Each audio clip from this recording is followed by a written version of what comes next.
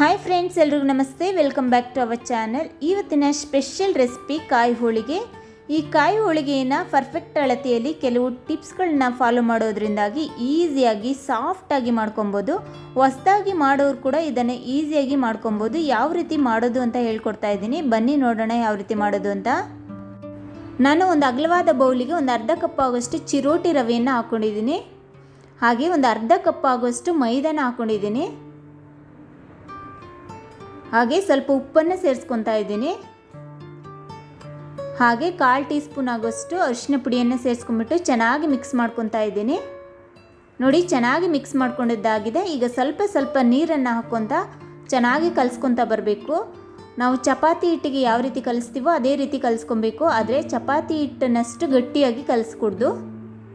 ಇದನ್ನು ಸಾಫ್ಟಾಗಿ ಕಲಿಸ್ಕೊಬೇಕಾಗುತ್ತೆ. ನೋಡಿ, ಈ ರೀತಿ ಕಲಿಸ್ಕೊಬೇಕಾಗುತ್ತೆ. ಈಗ ನಾನು ಸ್ವಲ್ಪ ಸ್ವಲ್ಪ ಆಯಿಲನ್ನು ಹಾಕ್ಕೊಂಡು ಚೆನ್ನಾಗಿ ನಾದ್ಕೊತೀನಿ. ನೋಡಿ ಫ್ರೆಂಡ್ಸ್, ನಾನು ಕಣಕವನ್ನು ಮಾಡ್ಕೊಳ್ಳಿಕ್ಕೆ ಚಿರೋಟಿ ರವೆ ಪ್ಲಸ್ ಮೈದಾವನ್ನು ಯೂಸ್ ಮಾಡ್ಕೊಂಡಿದ್ದೀನಿ ಸಮ ಪ್ರಮಾಣದಲ್ಲಿ. ನೀವು ಫುಲ್ ಆ್ಯಂಡ್ ಫುಲ್ ಚಿರೋಟಿ ರವೆಯಲ್ಲೇ ಮಾಡ್ಕೊಬೋದು, ಇಲ್ಲಾಂದರೆ ಫುಲ್ ಆ್ಯಂಡ್ ಫುಲ್ ಮೈದಾದಲ್ಲಿ ಕೂಡ ಮಾಡ್ಕೊಬೋದು. ನೋಡಿ, ಈಗ ಇನ್ನು ಸ್ವಲ್ಪ ಆಯಿಲನ್ನು ಸೇರಿಸ್ಕೊತ ಚೆನ್ನಾಗಿ ನಾದ್ಕೊತಾ ಇದ್ದೀನಿ. ಈ ರೀತಿ ಚೆನ್ನಾಗಿ ನಾದ್ಕೊಂಡಷ್ಟು ನಮಗೆ ಹೋಳಿಗೆ ಚೆನ್ನಾಗಿ ಬರುತ್ತೆ. ಈ ರೀತಿ ನೀಟಾಗಿ ನಾದ್ಕೊಳ್ಳಿ. ಈಗ 1 ಟೇಬಲ್ ಸ್ಪೂನ್ ಆಗುವಷ್ಟು ಆಯಿಲನ್ನು ಇದ್ರ ಮೇಲೆ ಹಾಕ್ಕೊತಾ ಇದ್ದೀನಿ. ಈ ರೀತಿ ಆಯಿಲನ್ನು ಹಾಕ್ಕೊಂಬಿಟ್ಟು ಕಣಕದ ಮೇಲೆ ಚೆನ್ನಾಗಿ ಸ್ಪ್ರೆಡ್ ಮಾಡಿ ಬಿಡಬೇಕು ಎಲ್ಲ ಕಡೆ. ಈ ಸ್ಪ್ರೆಡ್ ಮಾಡಿ ಆದಮೇಲೆ ಲಿಡ್ಡನ್ನು ಕ್ಲೋಸ್ ಮಾಡಿಬಿಟ್ಟು 2 ಅವರ್ ಹಾಗೆ ನೆನೆಯೋಕ್ಕೆ ಬಿಡ್ತಾ ಇದ್ದೀನಿ ನಾನು. ಕಣಕ ನೆನೆಯೋದ್ರೊಳಗೆ ಹೂರಣನ ರೆಡಿ ಮಾಡ್ಕೊತಾ ಇದ್ದೀನಿ. ಅದಕ್ಕಾಗಿ 2 ಕಪ್ ಆಗೋಷ್ಟು ತೆಂಗಿನ ತುರಿಯನ್ನು ತೊಗೊಂಡಿದ್ದೀನಿ. ಹಾಗೆ 1 ಕಪ್ ಆಗೋಷ್ಟು ಬೆಲ್ಲದ ಪುಡಿಯನ್ನು ತೊಗೊಂಡಿದ್ದೀನಿ. ಹಾಗೆ ಸ್ವಲ್ಪ ಏಲಕ್ಕಿ ಕಾಳುಗಳನ್ನ ತೊಗೊಂಡಿದ್ದೀನಿ. ಈಗ ಮಿಕ್ಸಿ ಜಾರ್ಗೆ ನಾನು ಈ ತೆಂಗಿನ ತುರಿಯನ್ನು ಹಾಕ್ಕೊತಾ ಇದ್ದೀನಿ.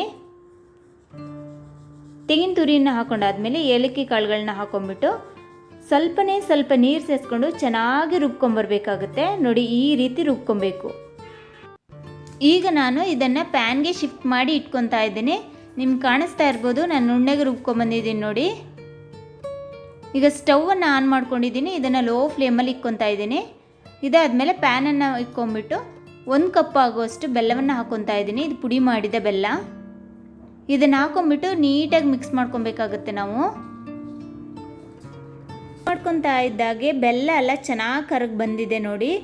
ಈಗ ನಾವು ಕೈ ಬಿಡ್ದಂಗೆ ಕಂಟಿನ್ಯೂಸ್ ಆಗಿ ತಿರುಗಿಸ್ತಾನೆ ಇರಬೇಕಾಗುತ್ತೆ. ಇದನ್ನು ಕಾಯಲ್ಲಿರುವಂಥ ನೀರಿನಂಶ ಎಲ್ಲ ಹೋಗಿ ಕಾಯಿ ಡ್ರೈ ಆಗಿ ಬರಬೇಕು. ಅಲ್ಲಿ ತನಕ ಇದನ್ನು ನೀಟಾಗಿ ತಿರುಗಿಸ್ಕೊತಾನೇ ಬರಬೇಕಾಗುತ್ತೆ. ಅಂದರೆ ತಳ ಬಿಟ್ಟು ಬರಬೇಕು. ಅಲ್ಲಿ ತನಕ ನೀಟಾಗಿ ತಿರುಗಿಸ್ಕೊತಾ ಬನ್ನಿ.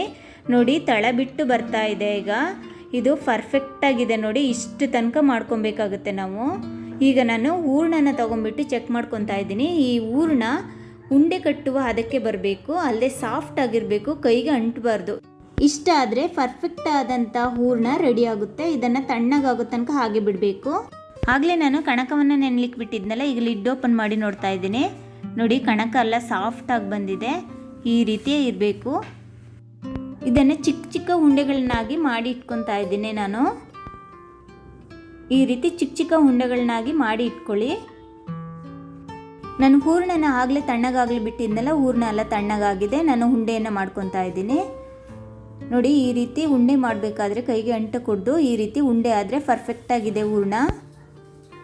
ಈಗ ನಾನು ಒಂದು ಆಯಿಲ್ ಕವರನ್ನು ಉಲ್ಟಾ ಹಾಕ್ಕೊತಾ ಇದ್ದೀನಿ. ಈ ರೀತಿ ಇದಕ್ಕೆ ಆಯಿಲನ್ನು ಹಾಕ್ಕೊತಾ ಇದ್ದೀನಿ ಸ್ವಲ್ಪ.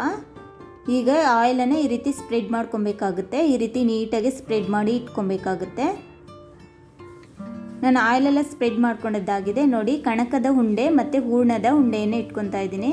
ಕಣಕದ ಉಂಡೆ ಚಿಕ್ಕದಾಗಿರಬೇಕು, ಹಾಗೆ ಹೂರಣದ ಉಂಡೆ ದೊಡ್ಡದಾಗಿರಬೇಕು. ಈಗ ಕಣಕವನ್ನು ಈ ರೀತಿ ಸ್ವಲ್ಪ ಸ್ಪ್ರೆಡ್ ಮಾಡ್ಕೊಬೇಕಾಗುತ್ತೆ. ಇದಾದಮೇಲೆ ಹೂರಣದ ಉಂಡೆಯನ್ನು ಮಧ್ಯೆ ಇಟ್ಬಿಟ್ಟು ಈ ರೀತಿ ಎಲ್ಲವನ್ನು ಒಂದು ಕಡೆ ಸೇರಿಸ್ಕೊಬೇಕಾಗುತ್ತೆ. ಹಿಟ್ಟನ್ನು ಈ ರೀತಿ ಒಂದು ಕಡೆ ಸೇರಿಸ್ಕೊಬೇಕಾಗುತ್ತೆ. ಎಲ್ಲ ಹಿಟ್ಟನ್ನು ಈ ರೀತಿ ಒಂದು ಕಡೆ ಸೇರಿಸ್ಕೊಂಡ್ಬಿಟ್ಟು ಎಕ್ಸ್ಟ್ರಾ ಏನಿದೆಯೋ ಅದನ್ನು ತೆಗೆದುಬಿಡಬೇಕು. ಎಕ್ಸ್ಟ್ರಾ ಏನಿದೆಯೋ ಹಿಟ್ಟು ಅದನ್ನು ತೆಗೆದುಬಿಡಬೇಕು. ಈ ರೀತಿ ಎಕ್ಸ್ಟ್ರಾ ಇರೋದನ್ನ ತೆಗೆದುಬಿಟ್ಟು ಇದ್ರ ಮೇಲೆ ಆಯಿಲನ್ನು ಹಾಕ್ಕೊತ ನೀಟಾಗಿ ಇದನ್ನು ತಟ್ಕೊತಾ ಬರಬೇಕಾಗುತ್ತೆ. ನಿಮಗೆ ಎಷ್ಟು ತಟ್ಕೊಳ್ಳೋಕ್ಕಾಗುತ್ತೋ ಅಷ್ಟರವರೆಗೆ ನೀವು ತಟ್ಕೊಬೋದು. ಈ ರೀತಿ ಸ್ವಲ್ಪ ಸ್ವಲ್ಪ ಎಣ್ಣೆಯನ್ನು ಹಾಕ್ಕೊತ ತಟ್ಕೊತಾ ಬನ್ನಿ. ನೋಡಿ, ನೀಟಾಗಿ ತಟ್ಕೊತಾ ಬರಬೇಕಾಗುತ್ತೆ. ಈ ರೀತಿ ತಟ್ಕೊತಾ ಇದ್ದಾಗೆ ಅದು ಎಕ್ಸ್ಪೆಂಡ್ ಆಗ್ತಾ ಹೋಗುತ್ತೆ. ಈ ರೀತಿ ಸ್ವಲ್ಪ ಸ್ವಲ್ಪ ಆಯಿಲನ್ನು ಹಾಕ್ಕೊಂಬಿಟ್ಟು ತಟ್ಕೊತಾ ಇದ್ದಾಗೆ ಎಕ್ಸ್ಪೆಂಡ್ ಆಗ್ತಾ ಹೋಗುತ್ತೆ. ಈಗ ನಾನು ಲಟ್ಟಣಿಗೆ ತೊಗೊಂಡಿದ್ದೀನಿ, ಅದಕ್ಕೆ ಸ್ವಲ್ಪ ಆಯಿಲನ್ನು ಹಾಕ್ಕೊಂಬಿಟ್ಟು ಈ ರೀತಿ ನಾವು ಲಟ್ಸ್ಕೊಬೇಕಾಗುತ್ತೆ. ನೋಡಿ, ಈ ರೀತಿ ಲಟ್ಸ್ಕೊಳ್ಳಿ, ಒಂದೊಂದು ಸೈಡ್ಗೆ ಲಟ್ಸ್ಕೊಬೇಕಾಗುತ್ತೆ. ಅದು ಲೈಟಾಗಿ ಲಟ್ಸ್ಕೊಬೇಕು. ನಾನು ಹೋಳಿಗೆನ ಲಟ್ಸಿ ಆಗಿದೆ. ಈಗ ನಾನು ತವನ ಇಟ್ಕೊಂಡಿದ್ದೀನಿ, ತವಾಗೆ ಆಯಿಲನ್ನು ಸ್ಪ್ರೆಡ್ ಮಾಡಿ ಇಟ್ಕೊಂಡಿದ್ದೀನಿ. ಈಗ ಹೋಳಿಗೆನ ಈ ರೀತಿ ಹಾಕ್ಕೊಬೇಕಾಗುತ್ತೆ. ತವ ಮೇಲೆ ಈ ರೀತಿ ಹಾಕ್ಕೊಂಬಿಟ್ಟು ಕವರನ್ನು ಈ ರೀತಿ ತೆಗೆದುಬಿಡಬೇಕು. ಒಂದು ಸೈಡ್ ಬೆಂದ ಮೇಲೆ ಸ್ವಲ್ಪ ಆಯಿಲನ್ನು ಸ್ಪ್ರೆಡ್ ಮಾಡ್ಕೊಂಬಿಟ್ಟು ನೀಟಾಗಿ ತಿರುಗಿಸ್ಕೊಬೇಕಾಗುತ್ತೆ. ಈ ರೀತಿ ಇನ್ನೊಂದು ಸೈಡು ಬೇಯಿಸ್ಕೊಬೇಕಾಗುತ್ತೆ. ನೋಡಿ, ಎರಡು ಸೈಡು ಚೆನ್ನಾಗಿ ಬಂದಿದೆ. ಈಗ ನಾನು ಹೋಳಿಗೆನ ತಗೊತಾ ಇದ್ದೀನಿ. ಹೋಳಿಗೆ ರೆಡಿಯಾಗಿದೆ. ಇದೇ ರೀತಿ ನಾನೆಲ್ಲ ಹೋಳಿಗೆನ ಮಾಡಿಟ್ಕೊಂಡಿದ್ದೀನಿ. ನಾನು ಹೇಳಿದಂಥ ಎಲ್ಲ ಟಿಪ್ಸ್ಗಳನ್ನ ಫಾಲೋ ಮಾಡಿಕೊಂಡು ನೀವು ಕೂಡ ಮನೆಯಲ್ಲಿ ಟ್ರೈ ಮಾಡಿ ಹೇಗೆ ಬಂತು ಅಂತ ನನಗೆ ಕಮೆಂಟ್ಸ್ ಮಾಡಿ ಹೇಳಿ. ಈ ನನ್ನ ವಿಡಿಯೋ ನಿಮಗೆ ಇಷ್ಟವಾದಲ್ಲಿ ನೀವೇನಾದರೂ ನಮ್ಮ ಚಾನಲ್ಗೆ ಹೊಸಬರಾಗಿದ್ದರೆ ಪ್ಲೀಸ್ ಸಬ್ಸ್ಕ್ರೈಬ್ ಮಾಡಿ. Thank you for watching.